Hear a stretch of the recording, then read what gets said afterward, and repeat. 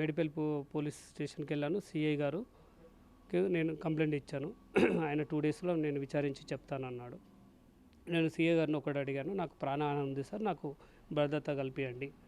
ఆయన అన్నాడు, నీకేం భయం లేదు, నువ్వు భయపడేది అవసరం లేదు, దీన్ని ఖచ్చితంగా దీని వెనుక ఎవరున్నా నేను తీసుకొస్తాను బయటికి, నీకు ఏ ప్రాబ్లం ఉండదు, ఏదన్నా నీకు ప్రాబ్లం అనిపించినప్పుడు 100కు కాల్ చేయి, వితిన్ 10 మినిట్స్లో నీ దగ్గర ఉంటాం, మీరు దీని గురించి భయపడే అవసరం లేదు, మేము ఉన్నాము, దీన్ని ఖచ్చితంగా దీని వెనుక ఎవరుండో బయటకు తీసుకొస్తాము, నీ డాక్యుమెంట్ ఎట్లా ఎత్తుకపోయాడో అది గట్రా తీస్తాము, అన్నీ చేస్తామని చెప్పారు.